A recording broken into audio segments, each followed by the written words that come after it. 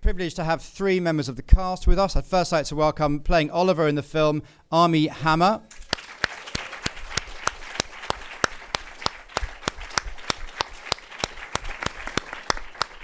Welcome. Let's keep that applause going. I'd like to welcome, playing Elio in Call Me By Your Name, Timothee Chalamet. This one you should keep going.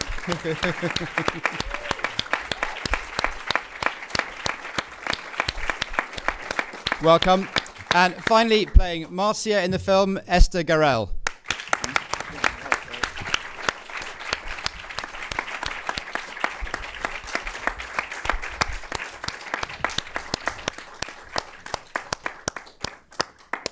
Welcome. Welcome again, everybody, to this press conference for Call Me By Your Name. Thank you to the Mayfair Hotel for hosting us here this morning. Call Me By Your Name is going to have its UK premiere here at the BFI London Film Festival tonight as the Mayor of London's gala at Odeon Leicester Square, following premieres throughout this year at Sundance, Berlin, Toronto and elsewhere. I mean, congratulations on the reception it's received so far, and also here over the past few days. The film, I'd like to remind everyone, is written by James Ivory and adapted from the novel by Andre Aciman. Congratulations, all of you. Such a moving, wise and deeply affecting film. I think it's a film that films like it's about many powerful things all at once without labouring any of them. I mean, things that come to mind: youth, family, beauty, love, sex, wisdom, knowledge, the power of one transforming summer within which almost entirely the story is set, and so much more. And I think it builds to an extremely affecting series of final scenes as well. A question to both Luca and Armie first, actually, to get things going. I've heard both of you talking about resisting making this film. Luca, you were originally involved on the production side and you weren't planning to direct. Armie, I've heard you talk about how when you first had started conversations with Luca, you weren't entirely sure this was the character for you, that you were up to playing it. I'd like to hear from both of you this idea of first resisting the roles you have in relationship to this film, and whether thinking about exactly why you should do it, how you should do it, whether that initial resistance actually helped you to rise up to a greater challenge in the end and achieve it. Yeah, no, it's true. When I first read this, this is a completely stripped away movie. There's no fanfare, there's no green screen, there's no monsters, there's nothing to distract from sort of this raw and open vulnerability and honestness of two characters who sort of expose themselves to another person in an emotional capacity, and it's so beautifully received and then reciprocated. And the entire movie would live and die depending on these little moments. And if they weren't honest and genuine, then it would just never work. And I just didn't know that I could be that honest as a performer. I didn't know that I could do that. I didn't really, it made me nervous to be that vulnerable and honest on film in an acting capacity. But then I had several great conversations with Luca about sort of the nature of fear and desire and how they're very sort of part and parcel.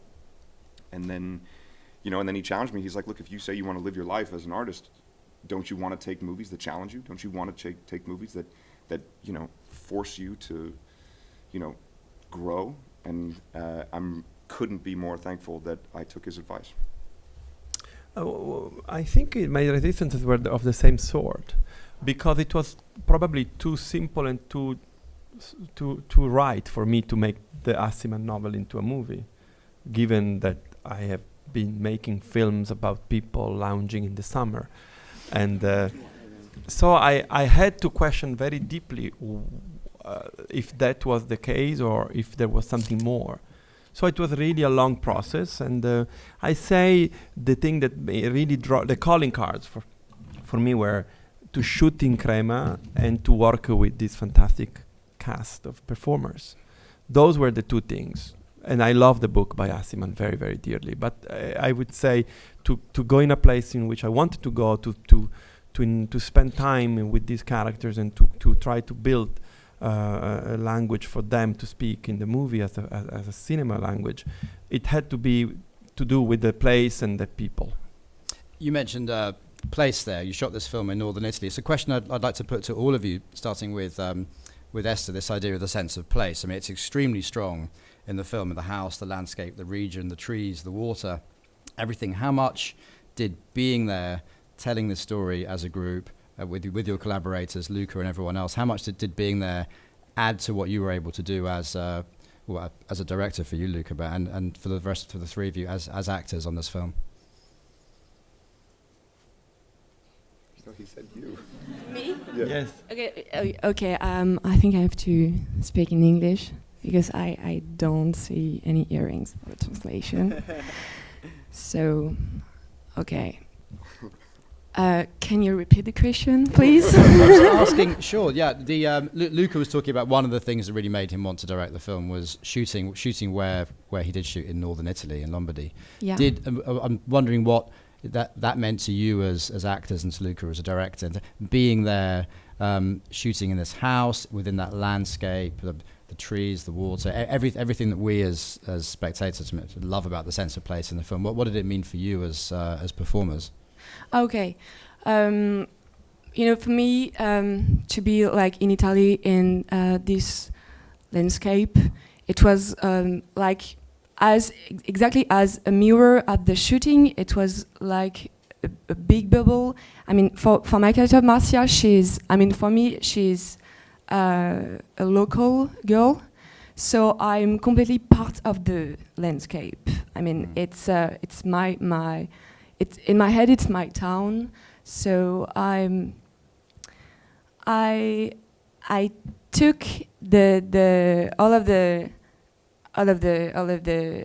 landscape as my house finally, and I was in like there is only this space for me, and okay, I'm not sure I answer really well at your question, but you know what I mean. En français? En français? Oui, oui. Ok. Ce que je voulais dire par là, c'est que, en gros, pour moi, le personnage de Marcia, tout ce qu'elle avait dans sa vie, c'est cette ville, c'est Elio qui fait partie de sa vie, et finalement, elle est très jeune et elle n'a vécu que ça, et du coup, être dans ce paysage-là, en Italie, hors de France, hors de mon pays, pour moi, c'était en miroir du tournage, c'est-à-dire être comme dans la bulle du tournage, être dans cette bulle d'atmosphère, en fait, dans laquelle elle évolue. If I translate right, I think you said that to be on set, being in that place as Marcia was part of that landscape was for you like mirroring Marcia and being like Marcia, immersed in the place. Mm-hmm. Thank you. Timothy, for you, the experience of shooting in this place? I think it's exactly as you put it, which is that the setting is almost one of the characters in the film. And as Esther really beautifully put it, she felt like Marcia was of the landscape. And because Elio spends his summers there, I felt of the landscape too. And I even got the chance to go out to Crema maybe a couple of weeks early and get the chance to live there and work. And by the time Armie got there, I already had a couple spots in town that I knew, a couple places I liked to visit. So when he got there, the relationship kind of took the form that, Elio and Oliver's takes at the beginning of the book, where I showed him around town and kind of showed him a couple different places. So the setting is almost a character in the book and in the movie. I just went to go eat good pasta. But on the back of that, for your character, they're saying that their characters are already part of this landscape. For you, it's one of the many discoveries that happens in the film, and your character is discovering the place as much as. He's a cultured individual, but not necessarily a well-traveled one. So, I'd also never been to Crema, so the experience of firsts for me was also very real and visceral.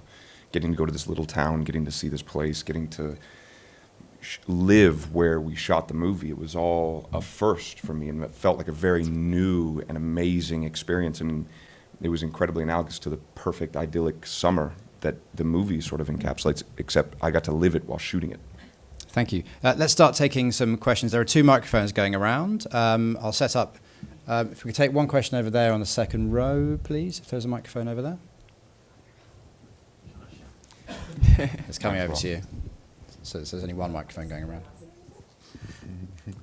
There we go.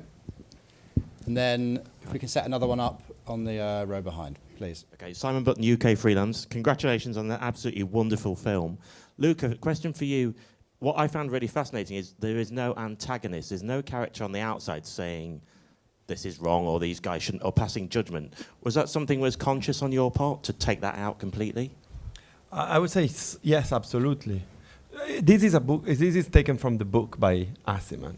So in Assiman's book, it's a recollection of memories from Elio's perspective, many years after the events, and it's so internalized. The movie, it's basically in third person, and it's the now and then of the summer between Elio and Oliver. And what I tried to do was to be with them, within the environment they're living, and to try not to think in terms of a sort of cinematic expectancy of how things have to go in a movie to play, for a movie to work. In fact, many of the people we asked them to finance the movie, they turned the movie down because it didn't play according to the textbook of the coming of age, and in particular of the gay coming of age, in which there has to be an antagonist. There has to be an internal and an external antagonist. The thing that I felt very liberating for me as a director was that there were no antagonists, internal and external. It was more about what happens in real life, that you find someone and you discover yourself in the eyes of the other one. And I think that the fact that the parents and in general the world is supportive comes from a great Prefab Sprout song, which says, all the world loves lovers, all the world loves people in love, and I grew up with that song. So for me, it's really personal approach to the subject matter. Thank you. I think there's a question set up behind there. If we could just get the microphone down to the front here. Thank you. So this is a question for Timothy and Armie. The film explores like the trials and tribulations of having a first love. What are you hoping that young people will take away from that aspect of the film? I'm 31, dude. You take that. I mean, the real answer is however one takes it is great in my book, and certainly if one can be inspired to have that first love, or to be reminded of a first love, or to be healed by this viewing experience in some sort of therapeutic capacity, however it does it, that would really, I guess, be the goal. But just the reactions across the spectrum have been so gratifying and humbling. And at Sundance, somebody raised their hand in the Q&A and talked about Michael Stuhlbarg's monologue at the end of the film, the speech between the father and the son. And that was the first time I saw somebody, raise their hand and said, I wish I had that father in my life. So that's not exactly what you were alluding to, because you were talking about first love. But that was a special moment where I thought, oh man, maybe this film's really going to be able to affect people. And then in the context of a first love, yeah, I don't know. Hopefully people will be reminded of it, and maybe even somebody can be inspired to take that leap with someone that they haven't taken before. God forbid somebody says no to them or something, but no. Yeah, that was beautiful. Thank you. Thank you. Come to down here to take this question. If we could just move the microphone along to the end of the row, please. Thank you. Hello, I'm Jana from Readyform International, and I would like to ask Luca, what would you say is the strength in Italian movie today, in Italian cinema? I'm not a good person to answer this question, to be honest. I don't know. I don't do Italian films, so I really don't know. I can, as much as I can talk about any cinema around the world, we should talk about Japanese cinema, probably. Okay, then say Japanese cinema. I think that Japanese cinema has a great voice in Hirozaku Koreeda. Okay, thank you. Sorry, I didn't want to be contentious, but it's true. We'll take that question then. If we could just move the microphone back a row, please. Thank you. Hi, it's Alistair Harkness from The Scotsman. It's a question for Armie. You created quite the Twitter storm with James Woods, his reaction to this film. I wonder how important you think a film like this is in challenging those kinds of just regressive thinking and prejudiced thinking and redressing the sort of double standards in society. I think that's one of the really powerful things about art, and it's a beautiful thing that can be an outcome when something goes so right and you have an amazing artist sort of helming something. You get reactions from people, and that's exactly what you want from art. I think if this movie can challenge a perspective or what someone thinks, or allow someone to think from someone else's shoes, I think that's an amazingly powerful testament to what Luca was able to do. Luca, do you perceive it as a challenging film? I personally don't, honestly. It's curious because someone may remember the big scandals of the 80s. One was the Je vous salue Marie by Jean-Luc Godard, and the other one was the Last Temptation of Christ by Scorsese. And many of the people who were very aggressive about those films were people who haven't seen the films.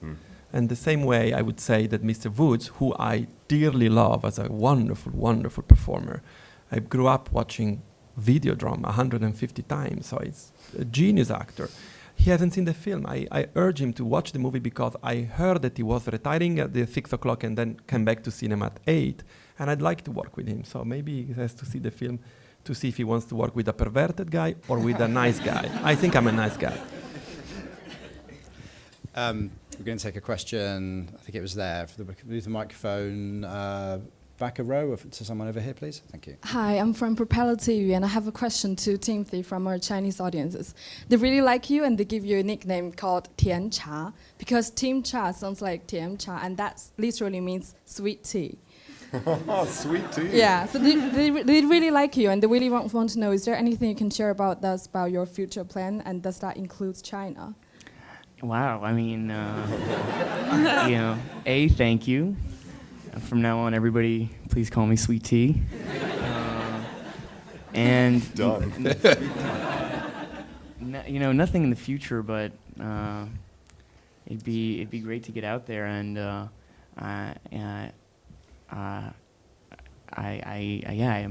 kind of like stunned or something because I'm always surprised when anybody cares. So yeah, I look forward to being out there, God willing, if the world doesn't explode before then, and yeah. Thank you. Thank you. We'll take that question there, please. And if we could, there's a gentleman 2 rows back there with his hand up. If we could go there. Thanks. Hi there, it's Jamie Dunn from The Skinny in Scotland. I read an interview recently with James Ivory that he suggested that the scenes he wrote were perhaps a bit more explicit than what ended up in the film. So I just wondered if Luca could comment on that, if he agrees, and if he made changes, why did he feel that he wanted to change some of the scenes? James and I worked on the script in 2015 on the bridge between 14 and 15 while I was shooting Big Splash. And Rafe was naked a lot in the set, and James came on set and see the spectacle of the beauty of Rafe being jumping like a satyr on set. And I think he was really inspired by that.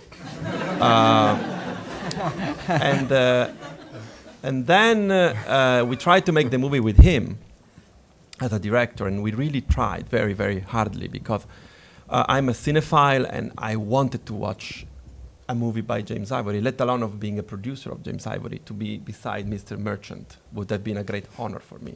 Unfortunately, we didn't succeed, and so the wand passed to me. And when we started to work on the script with my editor, Walter Fasano, which we do basically on every movie, because a movie, it's an organism that is alive until it ends in the eyes of who watches the film. And so the script works, but changes a lot through the shoot until the editing process. I already had so much fulfillment with Rafe that I didn't need to be fulfilled by Armie or Timmy, but they were very eager to be challenging Rafe in that ground. But they said, no. Thank you. I think we've got a question set up there. If we could, anyone at the back there looking? No, if we could get microphone down to this gentleman here. Thank you.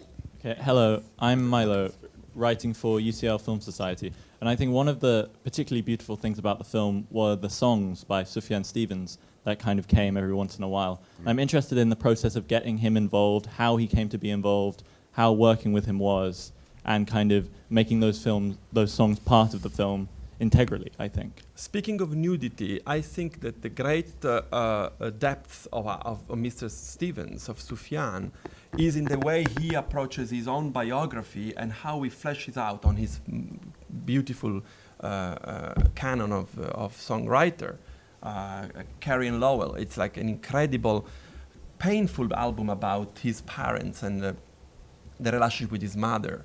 So when we decided to go away from the narrative first singular person of the book and to skip the idea of some sort of narration in the film, we still felt that we needed to have a sort of godlike a personality that was enveloping the film. And you can go there in different ways. Like if you think of The Shining, you have the cards. It's Wednesday, 1 o'clock, 12 o'clock. This is how Kubrick conveys the idea of a sort of someone controlling the time of the film and the space. We thought that instead of going for something like that, like cards or stuff like that, maybe someone that was so honest and so bare in its, let's say, art, like Sufjan, would have been a wonderful voice to be added to the place and the characters of this film. So I would say he's another character in the movie. So I approached him, and as all the great people I approached in my life, starting with Tilda Swinton in 1995, he called back and said, yeah, why not? And we discussed about the book, the theme of the book, the script, the ideas for the film. And he was very shy, and I said, okay, maybe if you can give us a song. And then a few months later, he shows up with 3 songs. 2 are new, Visions of Gideon and Mystery of Love, and 1 is a reinterpretation of a rearrangement for piano of Futile Devices. So when the urgency of the voice of Ellie and Oliver becomes strong in the movie, we start to get also the voice of Sufjan that goes with us until the end. Thank you. So question here, please. I'd just like to get the microphone to the very back. There's a gentleman at the back row there. Thank you. Hi there, James Backman from UBTV. I was just wondering, the chemistry in the film was something that stuck with me, like for the whole thing. I think that's what made it for me as well. It was such fantastic performances in directing, so congratulations to you all. I was just wondering, how was it achieved, and did you have much rehearsing before the actual shooting? I think the testament of the intelligence of the 3 people in here is that we didn't do any rehearsals. We did one rehearsal. A little tiny one, in which... We did one rehearsal at the house. We show up and Luca says, let's just do a quick rehearsal. And we go, oh, yeah, great. We're all wound up. We're ready to go. We've been spending a lot of time together. We're ready to do this. And he's like, great, let's go out in the backyard. So we go in the backyard and there's like a patch of grass. And he goes, why don't you guys lay down there and just rehearse, I don't know, scene 72. So I don't know if that was the actual number, but we flip in the page and we find the script and it just says, Elio and Oliver make out in the grass. And that's all it said. So he goes, whenever you're ready. And so Timmy and I kind of like, okay, let's do this. So we lay down on the grass, we start making out, and he's like, no.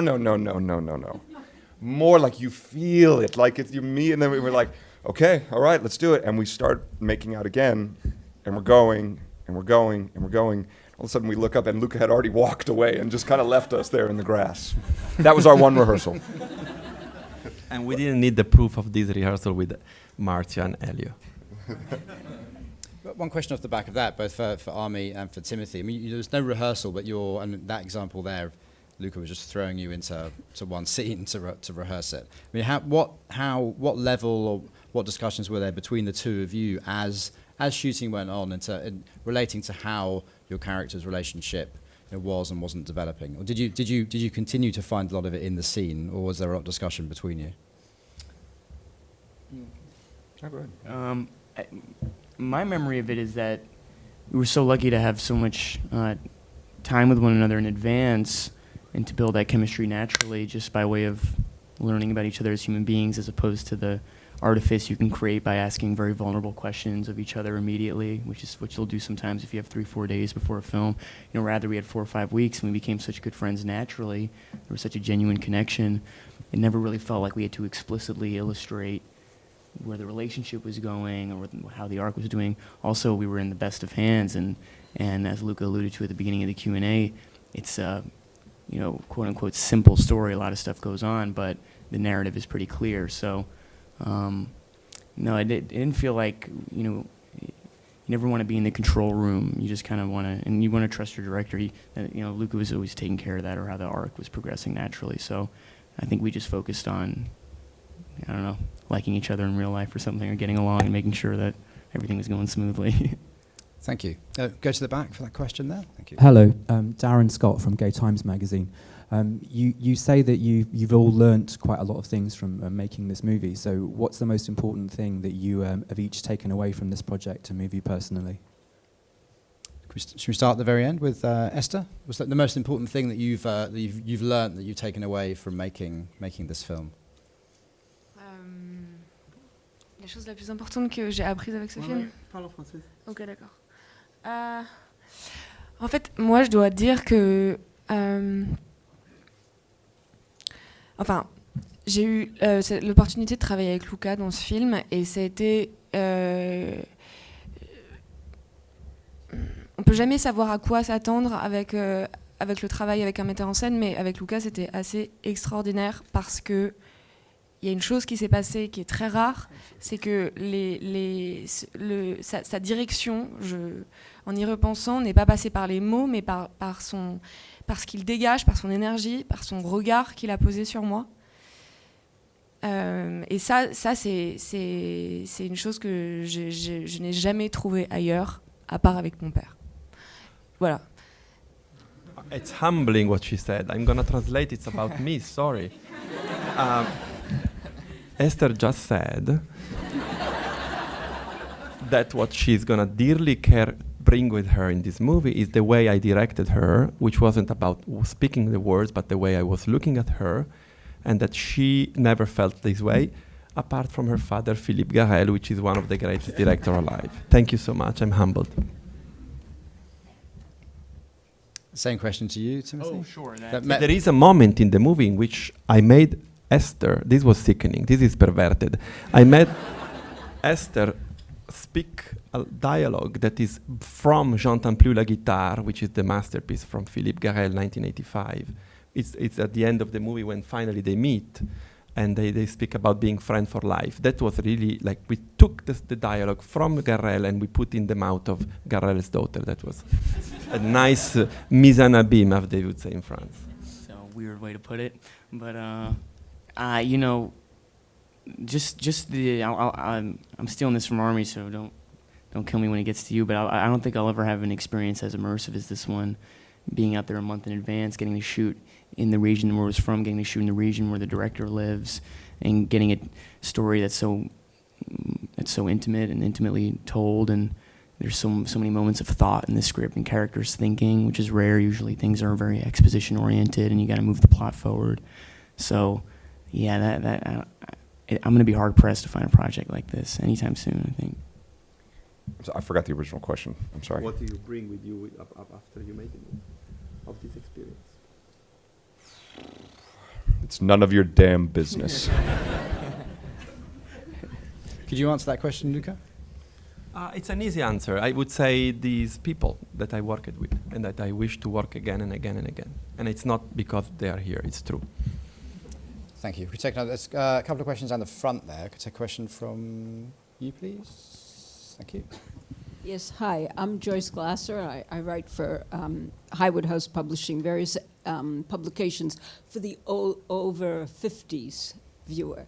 And so I was very interested in James Ivory's contribution to this. But the question I really have to ask, because we can only ask one, is first of all, it was so extraordinary to watch this film. I was very happy to have seen it in a small screening room a few weeks ago where I could sit and cry way after the credits ended. And it was breathtaking, thank you. But the question I wanted to ask is, what I loved about it also was all the detail. These people really lived and really did things. They had jobs, they had books in their homes. It was lived in. It wasn't just, they weren't just waiting for a plot to happen. And the trilingualism, too, was fantastic. And I'm wondering, I didn't read the book yet. Was all that in the book? Well, in the book you get the very strong